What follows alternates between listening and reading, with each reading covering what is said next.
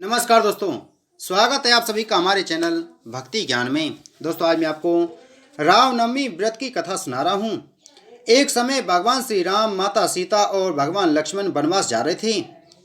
उस वक्त प्रभु श्री राम विश्राम करने के लिए थोड़ी देर रुके। जहाँ भगवान विश्राम कर रहे थे वहीं पास में एक बुढ़िया रहती थी। भगवान श्री राम, लक्ष्मण और माता सीता उस बुढ़िया के घर गए। उस वक्त बुढ़िया सूत काट रही थी। बुढ़िया ने श्री राम, लक्ष्मण और माता सीता का आदर पूर्वक स्वागत किया और उन्हें स्नान ध्यान करवाकर भोजन करने को कहा। यह सुनकर श्री राम ने उस बुढ़िया से कहा कि माता, मेरा हंस भी बहुत भूखा है, इसके लिए पहले मोती ला दो, फिर मैं बाद में भोजन करूंगा।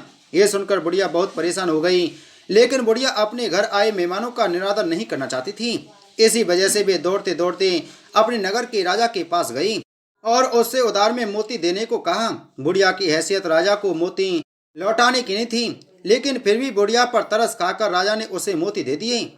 बुढ़िया दौड़ते हुए उस मोती को लाकर भगवान श्री राम के हंस को खिला दिए।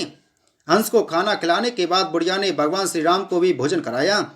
भोजन करने के बाद भगवान श्री राम जाते समय बुढ़िया के आंगन में एक मोती का पेड़ लगा गए। जब पेड़ बड़ा हो गया तो उसमें बहुत सारे मोती होने लगे, लेकिन बुढ़िया को इस मोती के बारे में कुछ पता नहीं था। जब पेड़ से मोती गिरता था तो उसकी पड़ोसन उसे उठाकर ले जाती थी।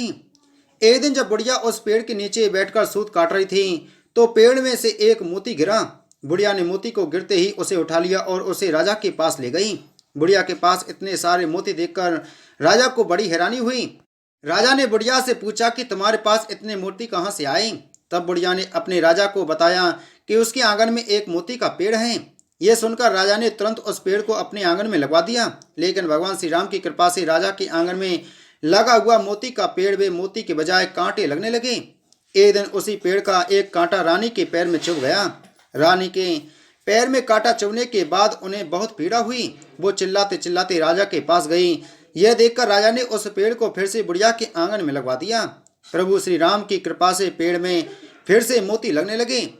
अब जब पेड़ से मोती गिरता बुढ़िया उसे उठाकर प्रभु के प्रसाद के रूप में सभी को बांट देती थी।